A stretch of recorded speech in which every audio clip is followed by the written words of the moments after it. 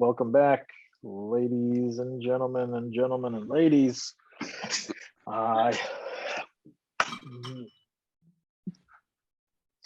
So I hope what brings you joy was a fruitful exploration.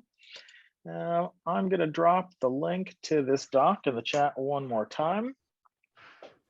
And we're going to get into the body of our activity today, which is this Wise Crowds design call. First and foremost, I'd like to invite everybody to take a gander at the second or third page. You'll find a visual for the Liberating Structures development phases. Those development phases are basically the growth hierarchy or trajectory of familiarity with liberating structures.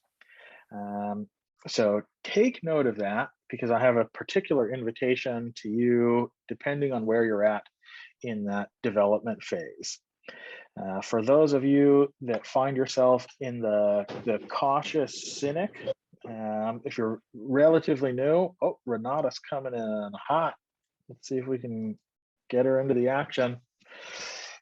For those of you that are new to liberating structures and may have familiarity with very few, what's up, Renata? We're just in time for the action. So let me put the. I'm so sorry. I wrote the wrong time on my calendar. Yeah, well, human error. We're all humans, so I think we've been there. So in the link, you'll find a link. In the link, you'll find the chat to a doc. You'll figure it out. And on the second page of the document, there's a visual for the development phases for liberating structures familiarity. So for those of us in the cautious cynic, the cynic phase, right?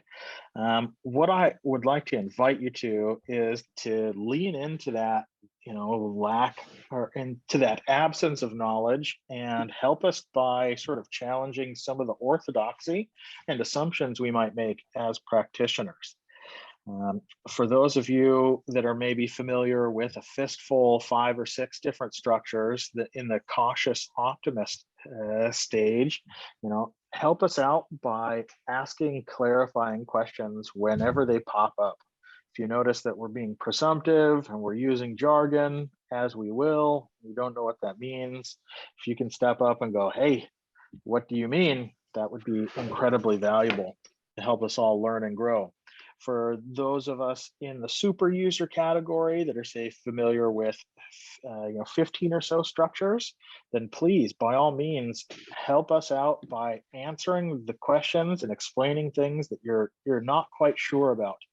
If you think you have the basic gist of it, but you're not sure if you have the perfect pitch, this is about the warmest room you're ever going to find to get your reps in explaining those things. So please step up to the plate and help us out. And for those of us in the minimalist category, if you have a large body of knowledge around liberating structures, then I invite you to make space for others in both the question and answer, and build on the input where you can.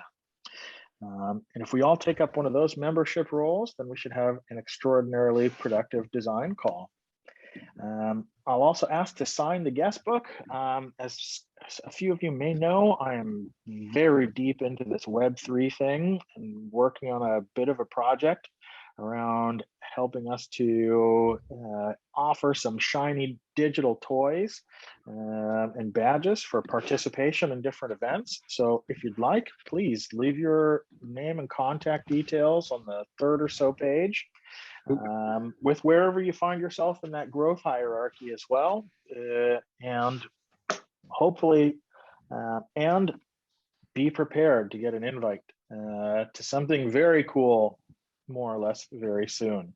As a small shilling of something else I'm working on, March 20th, we're going to have hopefully a little bit of a shelling point, turning point to plant a seed around Web3 and the liberating structures community. But today we're here for Wise Crowds. And on, I think, the 4th, 5th, 6th, 7th, 8th, 9th, 10th, one of these pages, you'll find a visual for the WISE crowd structure that we're going to be using. Does anybody, especially those in perhaps the rapturous super user subgroup, want to help us out by running everyone else through the basics of the WISE crowd structure?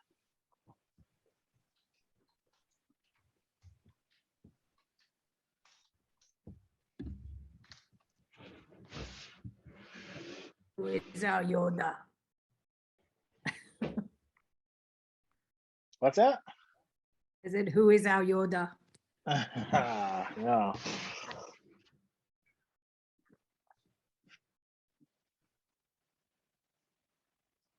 Very well. Then I will cut us through the awkwardness. So WISE crowds is very similar to Troika Consulting. One of us is going to take on the role of consultant or of client, and everybody else will take on the role of consultant. The client will share their help request and in the form of a design brief. And then the consultants will have the opportunity to ask some clarifying questions.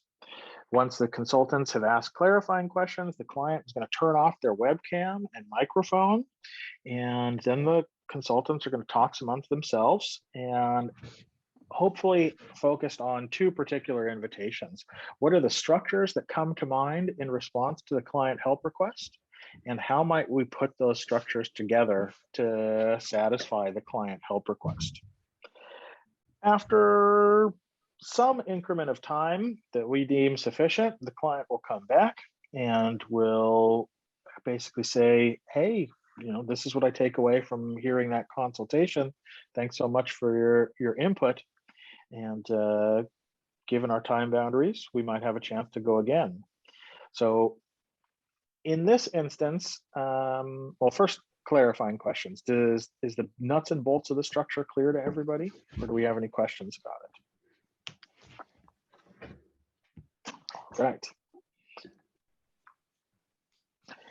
Then I don't have a question. Sorry, thanks. It is clear, and I probably would have potentially volunteered to be the client, but I said when I kind of booked on to Meetup that I have another meetings at and I need to leave at about 5 to the hour. So unfortunately, sorry for the disruption there, but I just wanted to make you aware. So I think I'm going to be a bit of a passenger. I'm quite new to liberating structures, so but I'm definitely keen to learn. Okay, well, Same as James for me. I have to drop at 5 to the hour, but so yeah. Me too. Well, then we have a good opportunity space to practice tighter time boundaries on this call today. And so given that we have a constraint of around 5 to the hour, then let's try and squeeze everything into that time boundary, and we can have an upper chance to go again. Well, it's funny. I know I'm dyslexic, but to such an auditory degree, it's delightful to recognize this about myself. So given that we can work within these time boundaries, my question is back to you guys. Actually, who has a help request that we might want to work through first with the whole group, and then we can have an opportunity with whoever's left to work through an additional help request that I've got. Can that be any help request?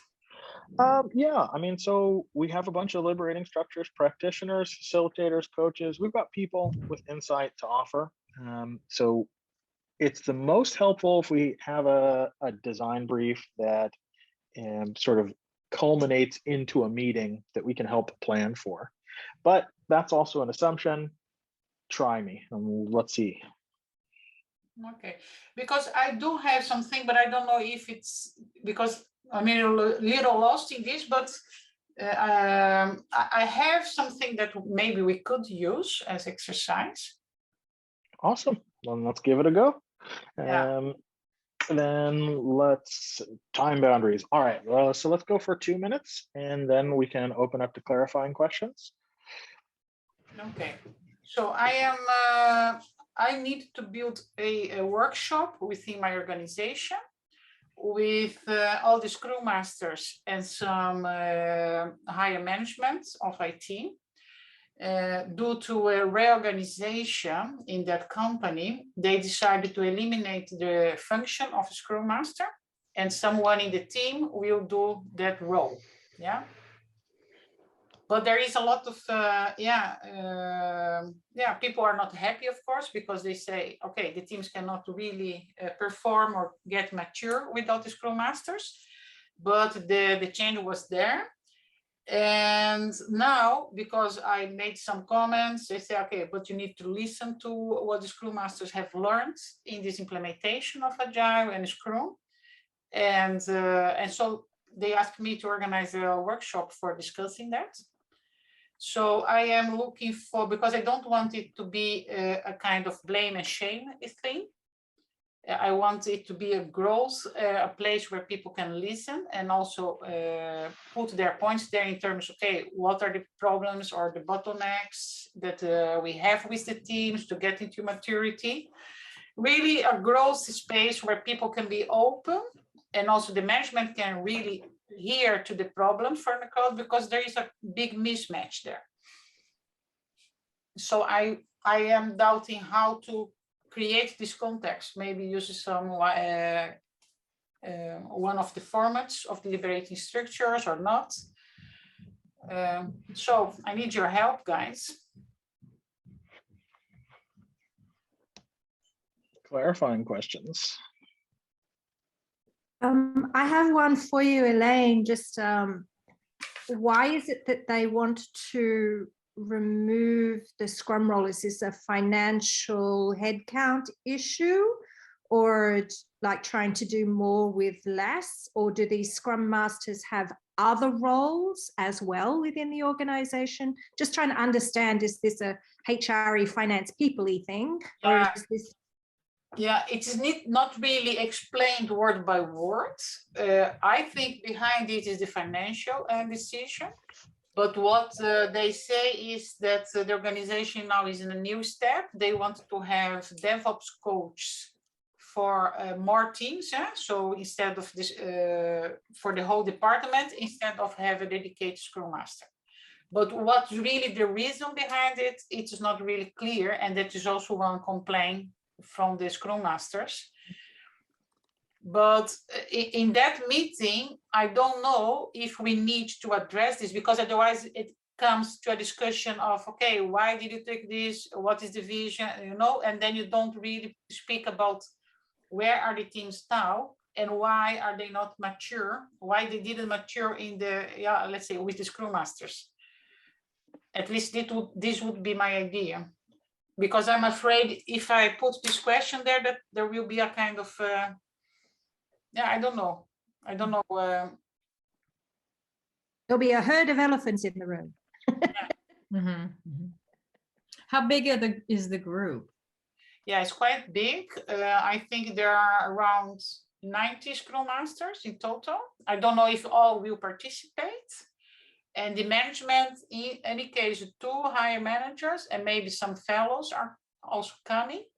And that is also the reason, because I don't want it to be a blame and shame. Why did you take this decision, support this decision? Because that is one discussion. In this discussion, it's more about, okay, the Scrum Masters need to talk, okay, what's the bottlenecks? Why didn't we get there where we want to be? Why do you think, we think that the teams still need a dedicated Scrum Master? What's playing a role there in the organization that the management is not seeing? But considering the decision is taken and that we are going to move to the new way of working or the new structure, but I think there must be a space for the people to talk about, okay, what the problems that we faced, why didn't we move ahead, you know, and I needed to have this discussion. Yeah, I don't know. I don't want to be, I don't want to be a kind of employee-employer discussion like, I don't want it to be a me discussion. I want it to be a we, you know, the organization, the teams. So when do you think the workshop would be successful? What do you want to achieve? Yeah, good question.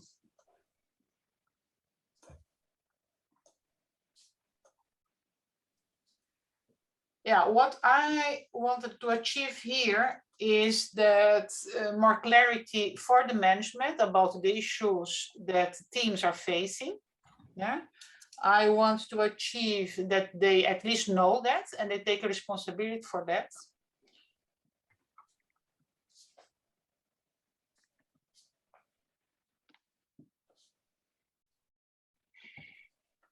But would that be also a question that I can ask? Yeah, I can also ask in the workshop. Mhm. But then with 100 people. How receptive are the people up the chain to inviting and hearing things that are not pleasant, or that you know that they don't want to hear? I guess as the kind of how resistant are they? How open are they to hearing things that might surface?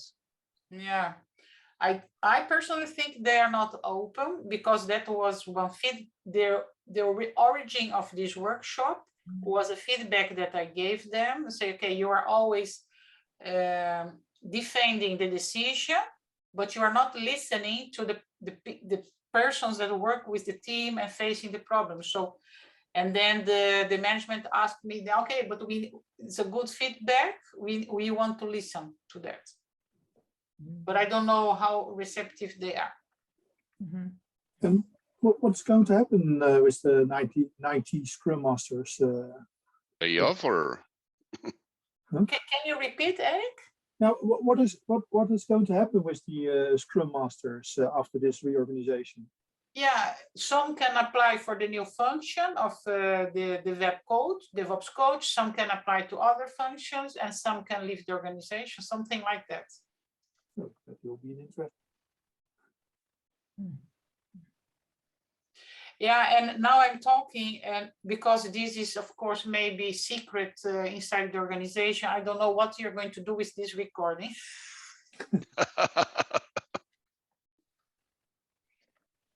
As long as we don't know what organization we're talking about, should be fair.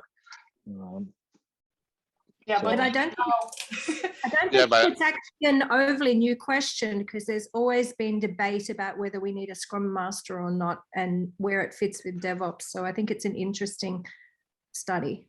Mm-hmm. Anyway.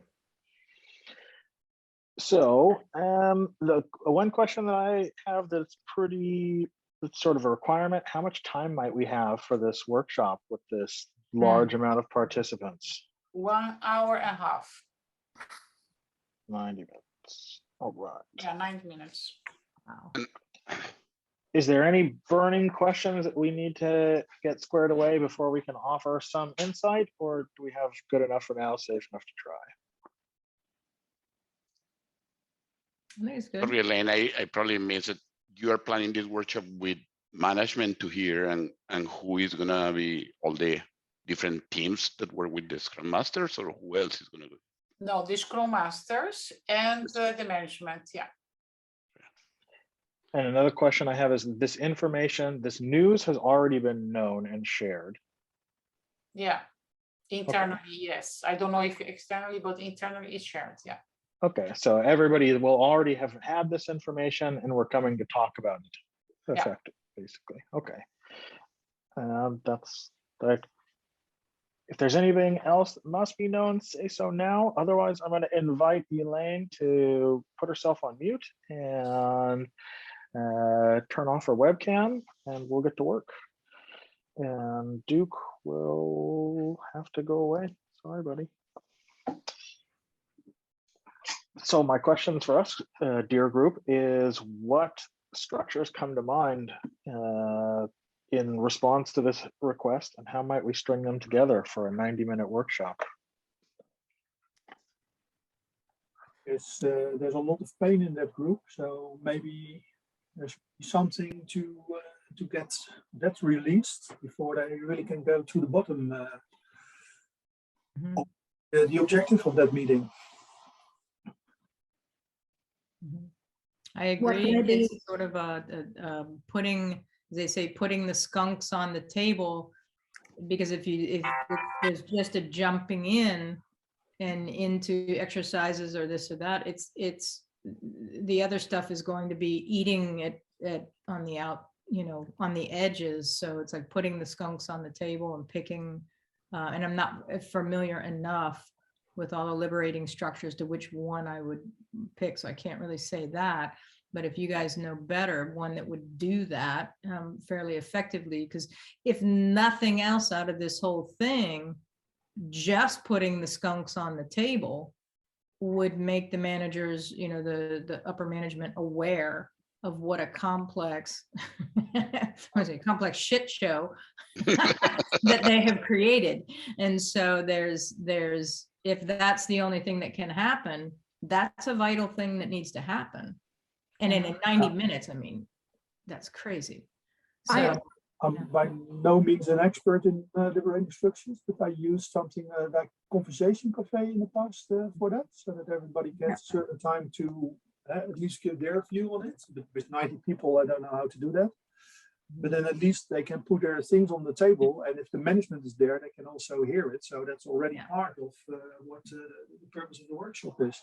But I don't know how to do that with such big groups, and I don't know if there are more suitable structures to get that done. I like Conversation Cafe. I'm thinking because it's going to be important to have a psychological safe space. Obviously, this is a very emotive thing with changing roles. And especially if you're being asked to reapply, you kind of feel a bit devastated that your work has not had value previously.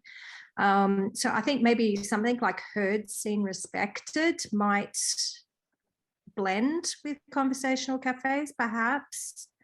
But I think we need to get to that safe space fairly quickly. Otherwise, it's just going to turn into a HR issue.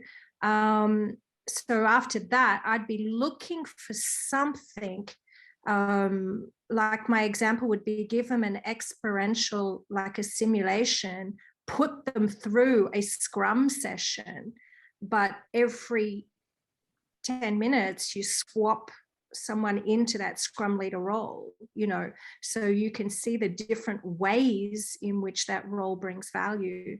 Because that's the other thing, they have to have clarity. What is the Scrum Master role about? What is the DevOps coach role about? In other words, what tasks do they perform? And compare it by doing some experiential exercise. Simulation of some kind. I don't know what that would be in liberating structures. We just call it simulations or gamification. Improv prototyping comes to mind as a yeah. So we've got a conversation cafe with some form of big group kicker, heard, seen, respected, improv prototyping. Anything else?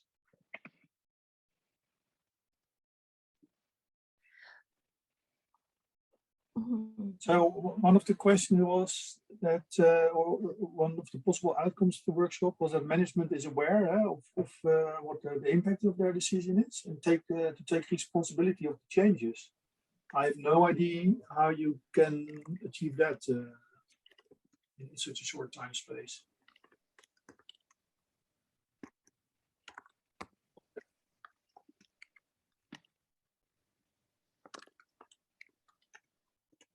So a couple structures that come to my mind as I think about this sort of can of worms, one of which is wicked questions, right? We have been thrown into a situation that is going to be extraordinarily challenging. In order to deal with that challenging situation, what are the two components, the oil and water components, that we're going to try and mix together in order to find this sort of ideal Valhalla. And as I always think about wicked questions, another possibility space that jumps into my mind is critical uncertainties. I'm absolutely addicted to using the wicked questions as your axes on critical uncertainties as a bit of a scenario planning. I have to admit, I like the shark in the water idea. very well, being an Aussie, I would. But it's kind of like, to me, tell me if this is the right way when I'm thinking about critical uncertainties, is that, I mean, nothing is ever perfect, right? And seeking perfection, that's just silly, because that's the whole reason we need to be agile and work with the small increments of stuff, right? So if critical uncertainties, if I think about when you go diving, you are now in their environment. So is there something where we talk about or say, well, what is the context in which we're sitting? See, I'd go to something like a Knotworking framework for that, or making a sense-making framework. So I don't know what liberating structure, or does that fit with critical uncertainties? Yeah, so David, I see here in the chat, has offered us a few structures. TRIZ is a perennial great one. Can you talk, David, or Yeah. just? Yeah, TRIZ I like, because you said that people weren't dealing with what went wrong, or they're not willing to hear negative things, and TRIZ is lets you get it out with a sense of humor. Like, if we want to really mess up this transition, what would we do? We want to absolutely guarantee that DevOps turns out just like Scrum. What would we do? And that would take you backwards and forwards in a somewhat light-hearted, we're not blaming anyone, we're just saying bad ideas. Let's get all the bad ideas out, and then, you know, have a little break, and then come back and say, now, which of those bad things did we do, or are we doing? Are we going to repeat if we're not careful? And then with celebrity interview is a way for leaders to tell their side of the story, but then to be interviewed by people that are going to be affected by the decision that's been made. So it's like, it's honoring their decision, because it's saying, you know, we want to hear your story of why we're doing this. And then the moderation of the dialogue that ensues, you have to shape that in a positive direction, so that you're actually trying to solve problems and make a vision that can succeed. And critical uncertainties, or the agreement certainty matrix, really is like a way of saying, we've heard what is proposed as the shape going forward, we've heard the vision, and now we're going to acknowledge where we are. And, you know, are there uncertainties that haven't been thought about? And are we all understanding what the things are about which we see uncertainty? Because I think then you've got a foundation to move forward without it being a contest of personalities, but more about, you know, what's actually like a baseline, where are you actually starting? And because it's not clear exactly what the vision is, maybe all of those things could be adjusted slightly, depending on whether or not leadership has an open agenda and is willing to be transparent enough to give the teams autonomy to succeed in the future. Yeah, and to build on that and come back to this point that Simone offered, you know, the agreement certainty matrix is for all intents and purposes another way of sort of visualizing the Knotworking framework. I'm sure Dave Snowden's going to, like, you know, shit post the hell out of me for saying that, but you know, they do have a corollary, right? They have the same 4 states, and it's like more recognizing them in a different geographical space. Yeah. But, you know, but yeah, I think the sense of the group comes out more in the liberating structure than it does just having a free discussion about where are we in the Knotworking framework, you know. I actually see them working together, because I work a lot with that sense making. So I actually see how they would meld quite nicely. I do like the idea of TRIZ, sense of humor, because it's the type of topic that could get really depressing really quickly if you're not careful. Since I've been involved in a lot of murders and acquisitions over the years. Murders and acquisitions, I love it. Yeah. That's what I call it. I got a whole talk on that. It's really cool. But yeah, that's how they're going to feel, you know, that sense of self-worth, if they know that they're not there. So I think, yeah, the TRIZ thing would be kind of cool. Well, what's not going right? Well, I think given our time constraints, that's what we've got time for right now. It looks like we've got a raft of structures upon which to design a string. Elaine, why don't you come back in and tell us what you're able to take away from this conversation, and we can sort of wrap the first round. Hello. Nice to hear to you guys. And you said a lot of things that, okay, write me, okay, about create the psychological safe space. And what I took from here is also, I think it's important for me now indeed to decide what is the goal, or what do we want to achieve with this workshop first. But there are all these structures. I will have to take a look because I don't know them. So I will need to take a look, but I wrote down, so I will look. And I think, Simone, you were right that this kind of discussion can become very depressing. So I think it's very indeed important to choose a way, or maybe different things that you can do. So what I thought now, but here is maybe have this interview, this celebrity interview part to decide on the vision, what is the reason, what did management want to do, and then maybe going to, I don't know how it works, but I think this uncertainty, critical uncertainties, maybe these are the things that the Scrum Masters want to talk about, why they think they still are necessary in the teams. So this type of, so maybe that would be something to look at.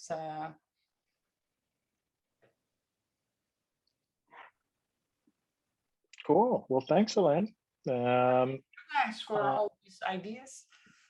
Hopefully we've been able to salience tag some stuff for you that narrows down the field of opportunities sufficiently for you to come up with the game plan. I'd be happy to chat it up with you as well, Thank you. if you've got time at some other juncture. Yeah. So, all right, that's, well, there we go. Look at us. We can use time boundaries. So for everybody who has got to jump out here as we come into the hour, thanks so much for your time, attention, and energy. Really appreciate your participating in the wisdom of this crowd, and hope to see you in the future.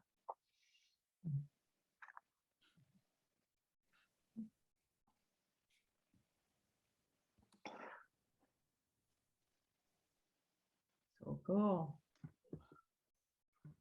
I feel like we're playing the Hunger Games or something. I'm just like, Yeah. who's left for the next round. That was really interesting because I'm learning through jumping in. I'm jumping in as many of these as I can get into, and learning the names of the things, because it's funny because it's stuff that I do, but there's names of it and actually a structure to it of what I do. So it's a good fit. No, it's cool. Same here for me. I don't know all these items, but they seem to be very applicable for something that seemed to be really difficult. There are actually some structures there that could address some of those things. Mm-hmm. Very interesting. Totally. That's kind of the whole, if I can step on my funny a little bit, so to speak, the whole idea of this space is hopefully to have a very tight coupling between problem and addressable solution with the liberating structures, so that hopefully we can make them, like for Elaine here, we can make a very short list of structures extraordinarily salient to the extent where she can go, okay, this one I'm going to just use. So that means I got to figure it out and I can go and try and use it. Like, so that not only can we hopefully provide a solution to her question, but we can also accelerate her learning journey by giving her the most appropriate tool possible for this scenario. And for sure, Sharon, there's a great there's a big benefit of like some form of fluency in the language, the lingua of liberating structures, because then we avoid, I forget which one it is. There's two fallacies. There's jingle fallacies and jangle fallacies. One of them is when we're using different words to talk about the same thing, or we're using, the same word, but we mean different things. So liberating structures helps avoid that, using different words to talk about the same thing bit, which I think is maybe common for a lot of people in hosting and facilitation roles. Mm-hmm. Mm-hmm. So I Well- selfishly want to like use the minds here and kind of mine it for the thing I'm doing, just to say like what you guys would come up with if I describe what I'm doing and say what activities of but do we have enough people in here left that know about the Totally. yeah. If that's okay, if somebody's got a burning thing they want to work on, please feel free to jump in. Because I don't know if mine actually fits in this sort of, it's not really a problem, but I would totally use it as a learning opportunity.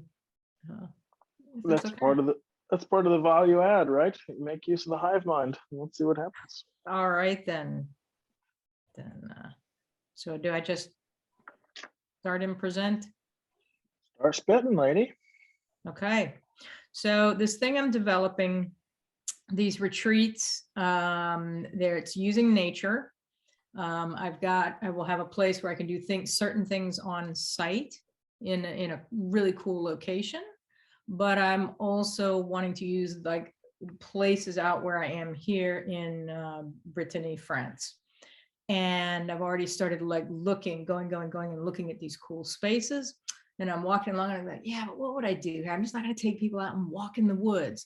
So I've come up with two really cool things, which I'm not going to explain because that's already done. It's nailed. I've got two really, really cool things. But it's like, what of the liberating structures, if we, would you do with people kind of out in public? I can tell you what I don't want is like to take people out and just go on a walk in the woods. I want it to be something unusual, but that like I can give you a slight example. There's this one place that it's a very old and ancient, and it's supposedly a healing water source. And it's got this little, step stone type thing, little amphitheater type thing where you could get 15 people easily to sit around there. So I thought, water ceremony, these types of things. And so the people that are coming into this are at the start, it's going to be probably trainers, coaches, and facilitators. And then I would be moving into more like small leadership groups or startups to come in and kind of, boost them. And so I don't see getting groups in that are going to be really resistant, but the thing that I'm looking for is things that get people into a state of malleability fairly quickly, using a really cool spot in nature. And so I'm curious what kinds of liberating structure activities would be conducive to things like that. Does that make sense? Clarifying questions. You said that first you are going to do this for facilitators, coaches. You mean the first groups, and then you are going to have a different audience. Is that correct? It probably will always be, because I hold space for those who hold space. So there will probably always be that amount of group, but other people are interested the way I've been describing it. But I won't be starting off with, management group or leadership, people that are engineers and that I will do that later, but that I would want to do the experimental part and establishing the kind of the exercises or activities that I'm doing with the groups that are already there and ready to go. Yeah. So it'll probably change a little bit over time. Yeah. But I will always end up doing, having a certain amount of clients that are trainers, facilitators, and groups that come out. Yeah. So if people have done the retreat and at the end what would you hope they have learned from that, or when would they walk away satisfied? What would be the success criteria for that matter? So this is the question that I get hit with all the time, because it is kind of a gray area. It's putting language around the intangible. It is emergent. So what, I will ask the questions, before they even arrive. It's like, what will you want out of this? Because it depends on the group, and it depends when they're there, what emerges. So it's creating the vessel of the retreat, 3 to 5 days. So we go with the group as it emerges, as whatever they're working on. So it's up to them. So what does success look like depends totally on them. It's not my agenda. So I'm hesitating, and I've been developing this with some people that are already doing this, and they say that's the hardest part, is trying to stay away from putting our agenda on it. Yeah. And what would make people come to those retreats? What would be trigger for them? They're looking for something different. They're looking to go deeper. They're looking, they're attracted to the emergent collaborative aspect of what we're doing. Because those are the ones, when I talk about it, their eyes light up. They're like, when is it? When is it? And so I could tell, I'm like, okay, you're on the list. But is it like individuals go there, or is it normally groups? Excuse me? Is it like individuals that go to the retreats, or is it more like groups that come together? In the beginning, it's separate people, again, trainers, coaches, and educators, facilitators, because we're kind of on the same level with the language. We're already at a certain level. Then it's like, but I've also done this with but not in nature, not in the nature part, but with the like startups, small groups with startups, or a small business, this type of thing, because there's 8 to 10 people max, because of the group dynamic. So it's both for groups and for individuals.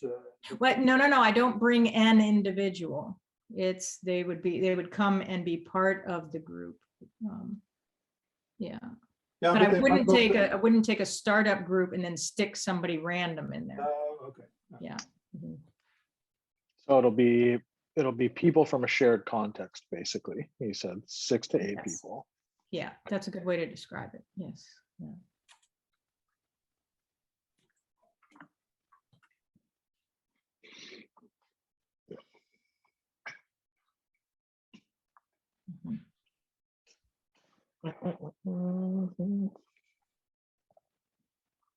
So let me just run through the design brief as I hear it so far. So you're going to be in France, on site in a context surrounded by nature, with groups from a shared context between 6 and 8 people. Those people generally there because they're looking for some form of different experience, to go deeper in some form of emergent collaborative experience.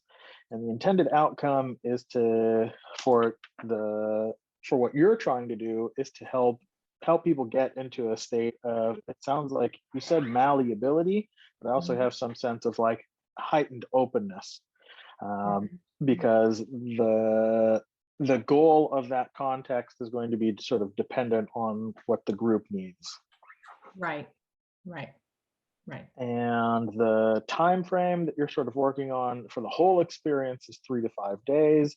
And I have some sense in particular that our attention should probably be focused to sort of the first end of that, helping people to sort of get some sense of like grounding and that openness stretch.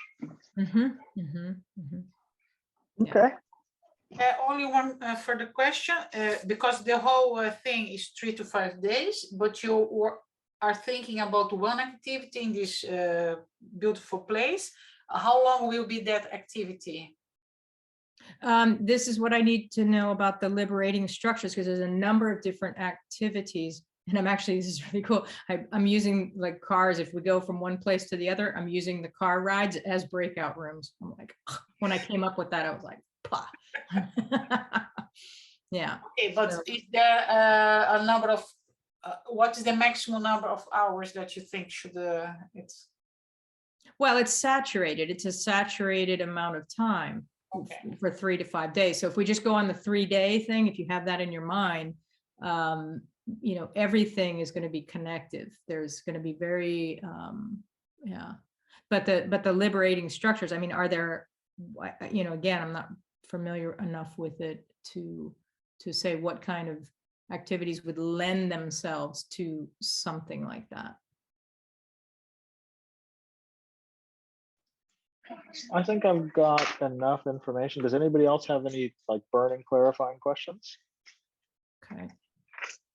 Cool. Then Sharon, go ahead and make use of the mute key and turn off your webcam. We'll get to work. So this goal of getting people really sort of this sense of connected, grounded, and open. What structures come to our mind? It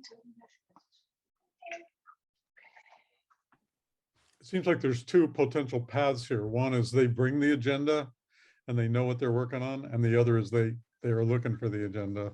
So I would probably divide it up. But if you've got 3 days of uninterrupted time with the group, definitely looking at strategy not working as a walking meeting, and have the thing and talk and do your breakouts while you're walking. And, you know, so say we're going to have a half a mile breakout instead of a 4-minute breakout, and work like that, work in the physical space, and make sure that all the paths weave together so that all the participants get to know all the other participants. And if you're using strategy not working, then when you're asking the 6 questions, you're going to use a lot of other liberating structures along the way. And when you stop for lunch, or you stop in a group, or you stop in a nice natural place, and you have the ability to sit down and, you know, have a more structured, coherent structure sitting in one place, then that kind of stuff can be used to answer the 6 questions. Definitely would be using ecocycle to map the progress, the definition, the progress of the definition, and the progress of the actual conceptual work. And then I feel like if you had the opposite situation where they were coming, they already knew what the agenda was, I would again go back to something like critical uncertainties or agreement certainty matrix to try to like flesh out the problem and to take your time. And maybe in that case, if it's more about problem solving, then I might go with purpose to practice, you know, or DAD. Think about the dynamic action dialogue, because there you're kind of looking for what makes things work. Like if you have a challenge that you know what you've been able to articulate the challenge, then you can move into more specific practical directions. Those are my thoughts. Thank you, David. Anybody else? What jumps out? Maybe the participants can collect a symbol for their approach and talk about or lead this with this or come with this symbol to a target or to a solution. Yeah, I think I was thinking about something like that also, Renate. But I don't think whether that is a liberating structure. Yes. But I think if you are walking in an environment, it's a beautiful environment, you want to make people to be make open and more vulnerable. She used another word, but I understood vulnerable in the sense. So I would indeed ask them to take symbol. You don't need to take it. You can make a picture also of that symbol to not destroy the nature. So you can make a picture or a symbol. Okay, what makes you proud? And then you are going later to share that. And something that you want to, can be 2 things. Something that you never talk to someone, or some kind of symbol, but maybe in the shared context, you can also ask, yeah, what do you want to achieve? What do you want to be? And then also bring a symbol from the nature that represents that for you.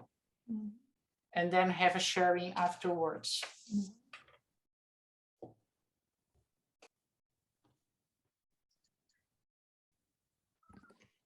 Eric, is there anything that jumps out that seems salient for you? No, as I said, I don't know that many liberating structures, so. Okay, no worries. Let me tag some. So when I think about this goal of especially early into such a trajectory to help people get grounded, connected, open, I really like the addition of vulnerable. Then the fistful of things that sort of jump out to me, appreciative interviews seem particularly helpful for this space, right? And appreciative inquiry is a larger area of practice as well, right? To just help people lean into the far horizon that they may not know how to get to, but just sort of feel into that. Like, what is that line? Like, if you want people to build boats, you don't give them, like, you don't manage them or any of shit like that. You give them a longing for adventure and a yearning for the sea, right? To really zoom into that. So this idea of appreciative interviews talk about a story or a time when, you know, you felt exceptionally open, or, you know, things were just, you were on a kick-ass team, something like that can help open up that possibility space. Heard, seen, respected is another structure. Heard, seen, respected on the flip side. I'm sorry, Zaya. Heard, seen, respected is this structure that asks people to tell a story about a time when they didn't feel heard, seen, and respected, right? This is when I think about that goal of sort of vulnerability and openness, that can definitely get us there, because we're talking about very baseline shared experience that everybody has access to, and almost necessitates and helps us sort of expose the parts that that we all have in common. So appreciative interviews, heard, seen, respected. Even something as sort of banal and basic as Troika Consulting also can help us, you know, create this sense of camaraderie and connection. When Sharon was also describing this particular path of sort of, you know, putting people in the woods, I ran a sort of team building workshop where we used a series of if prompts from the Mad Tea Party.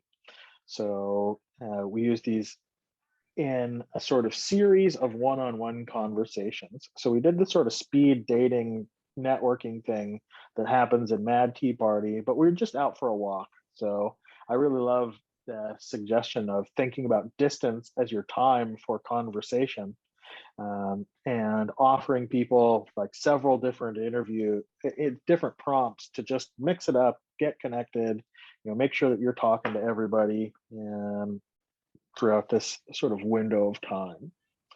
And then the classics as well also jumped out. Conversation Cafe also seems, Conversation Cafe never gets old. You can put anything in that container, and also helps create good hygiene in such a group for just general communication.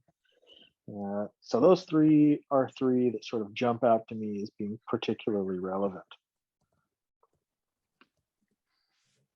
Can I ask, because I'm relatively new to this, but you say tea party? That's not a liberating structure, is it? Fair point. Thank you. No. It's one of the, there's a whole subset of structures in development, and Mad Tea Party is one of those. So if you look at the Liberating Structures website, I think there's a separate area for structures in development where you'll find downloadable documentation for this pattern. The basics of Mad Tea Party are kind of like a speed dating thing. So there are a number. If I compare it to the impromptu networking that we did, the series of one-on-one, think about more compressed in time. So instead of 5 minutes, say 2 minutes per pair, and responding to a much more narrow prompt. So, and then you would do that many more times in a row. So that would enable, for example, one person to make sure they have bilateral one-on-one contact with everybody else in the group, for example, in a relatively short order. So that might be an interesting way to sort of, all right, just get talking to everybody and make sure that we have a baseline connection. I think you mentioned in the beginning something like strategic networking. Is that also then one of these structures that is not a basic structure? David, you're up. Yes, strategic networking is the one I was looking at. The thing about that is that it gives you a structure for practicing multiple liberating structures over time. And generally the main objection to it is that it takes too long. But like if you've got that continuous time, it's almost the perfect structure for that situation, I would say. So I'll put a link to, or I'll put an image in the document, and that'll include a whole shit ton of information about strategy not working. So strategy not working is a sort of macro structure, actually, that revolves around 6 core questions around purpose, context, challenge, baseline, ambition, and action and evaluation. So if you sort of follow the 1, 2, 3, 4, 5, 6 on that document, you'll see the questions: purpose, what's the fundamental justification for the existence of our work? Context, what's happening around us that demands creative change? Challenge, what paradoxical challenges must we face in order to make progress? Baseline, where are we starting honestly? Ambition, given our purpose, what seems possible now? And action and evaluation, how are we acting our way towards the future, evaluating what is possible as we go. And what I love about, yep. I was just going to say that although it has the numbers 1 to 6, you should think of that as an addressing scheme rather than a sequence, because it's very frequently the case that you'll get to ambition and you suddenly say, what was our purpose again? And you need to go back to, another place across the circle. So I think that's what makes it perfect, is that if you're taking your time about advancing through the 6 questions, you realize that actually we can't answer this question unless we go back to the other question. We thought we had answered it, but it turns out the 2 things inform each other. And through that patient exercise of completeness, it really is, I think it's really joyful because the momentum builds and you don't feel like we missed something. You feel like we have the space to go back to it and iron it out, right? Totally. And I think to build on that, there's this question about the resolution upon which you would want to answer one of those questions, right? You might want to answer that purpose question in your first pass through it at a pretty low resolution way, just so that you get something that allows you to sort of continue moving. But then, as David sort of illustrates, you might realize that, oh shit, the resolution we have on this answer is not sufficient. So maybe we have to go back and look at it in a higher resolution way, which sort of justifies spending more time on it because you've identified that it's required. So that's sort of one way to navigate that tension of time. Try and get as far as you can, as fast as you can, and then realize, oh shit, we need more information here. And then we know we're spending our time well because we identified that we actually have to spend more time on it, so to speak. So, and the strategy not working, the reason I like this visual is it offers some very specific recommendations for which structures to use sort of within the confines of these individual questions, with full recognition that this can be a very non-linear practice. You can actually start at any one of those questions is perfectly valid and just start and see which one seems like the next most relevant question and which seems like the next most relevant question. And you'll just sort of uncover things sort of as you go. And then use EchoCycle to track where you are, right? And maybe unpack that a little bit more for Eric, if you would, David. The thing with the echo cycle is that you can look at each of those 6 questions and say, where are we on the echo cycle? Are we ready to harvest this particular question? Like, okay, we think we know what our purpose is. So let's say that's in a state of some maturity. It's useful for other things. It enables and empowers groups to move forward with a shared understanding. And then when we move on to context, why is it necessary for us to be doing this work now? Why are we trying to inform an action that we now wish to take? Well, where's our understanding of our need for action? Is that just in a gestational state? Is that just beginning to move forward? Or have we always just taken that context for granted? So what is changing in the context? Are we in a place where we're just using the context as a habit? You know, we're not really appreciating the dynamics of a changing situation. So then we might be in the need for creative destruction, or we might be in a rigidity trap where we're just following our habits that we've always had. And by using the echo cycle to map where those things are in the morning, and then mapping it again in the evening, each time you jump to another one of the 6 questions, you can say, now where are we with regard to this? And what other questions might be necessary for us to also put on the echo cycle map? What needs to be mature in order for us to articulate our ambition, or in order for us to articulate what success might look like? How would we know that we're advancing in the direction of fulfilling our purpose? So it's just kind of a graphic aid when you're able to use a map sort of thing. And it's not an absolute. It too is subject to ambiguity and discussion. But when you're thinking through each of the questions, various structures and various maps will be appropriate. So when you're doing the wicked questions, which you might do in, say, what are the set of paradoxes that are, constraining our action or informing our action? When you're thinking about that sort of stuff, then there again, it's like, do we appreciate the dual attractive nature of the wicked questions? What's at either end of the wicked question? And why is it that we want, let's say, as an example, children who have roots and children who also have wings? Just another tool, another arrow in your quiver.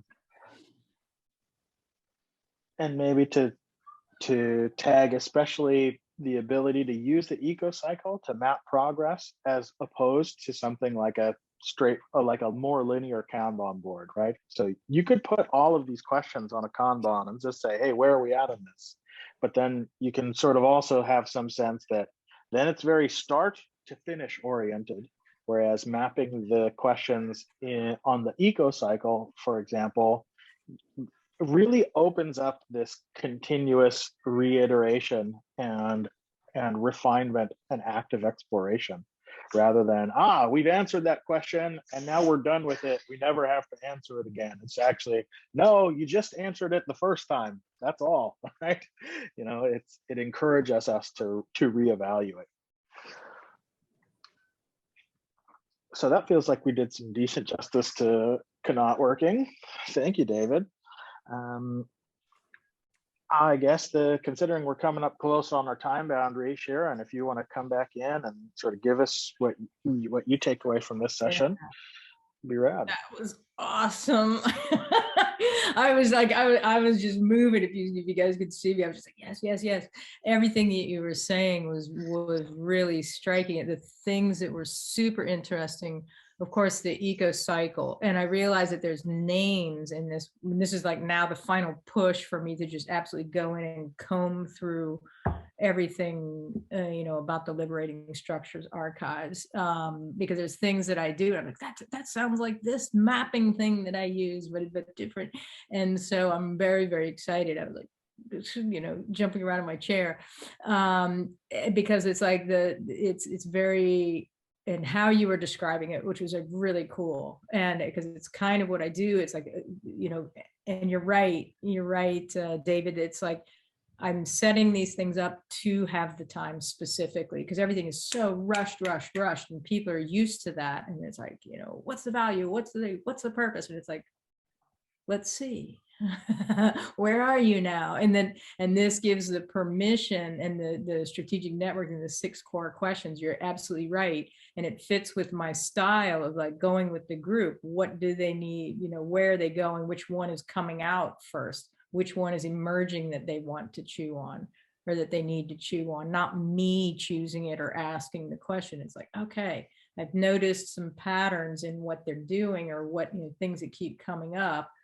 So that, you know, recognizing that for them and facilitating, helping do that. So it's like, and being able to go back and forth, that they don't have to be in order is like, I love it. I just love it.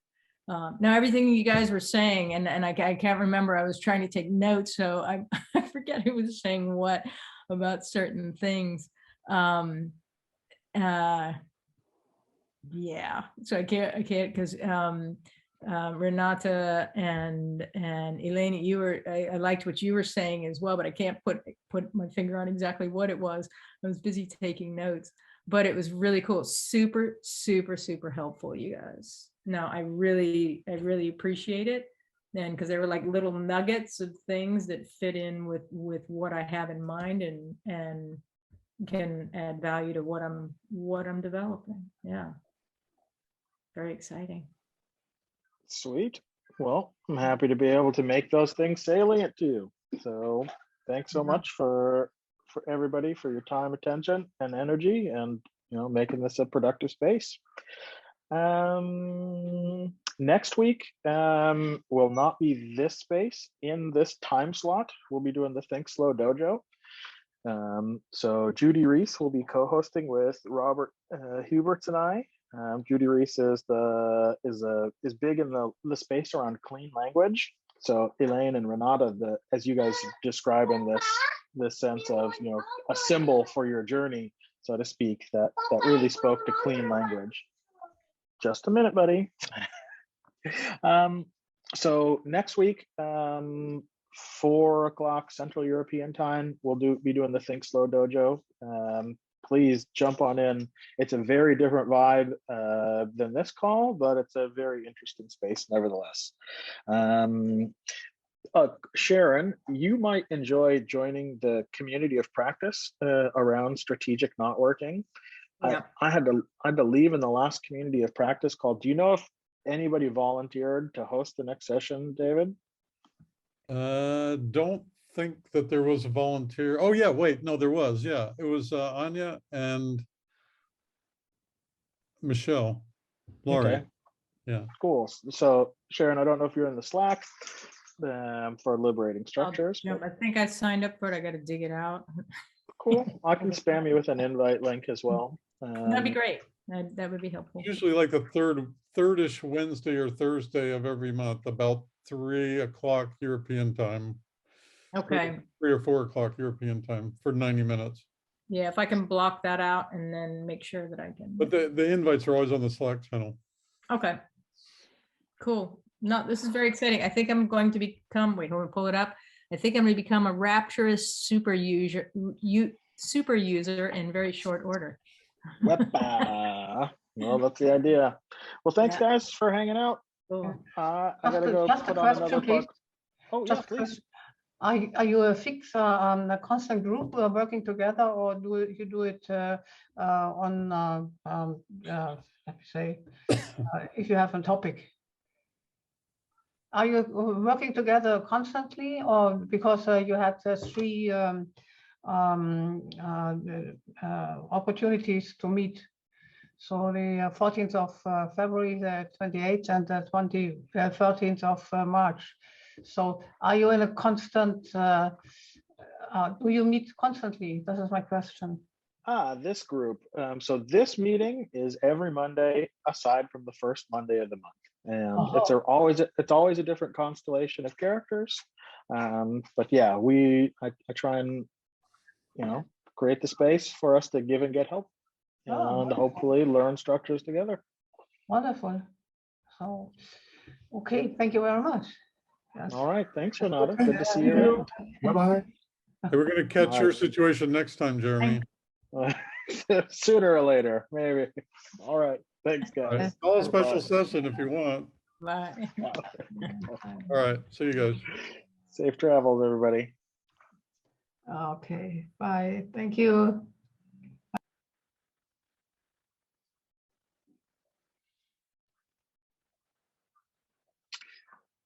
Well, thanks very much again for your time, attention, and energy. This has been the February 28th, 2022 version of this Wise Crowds Liberating Structures design call.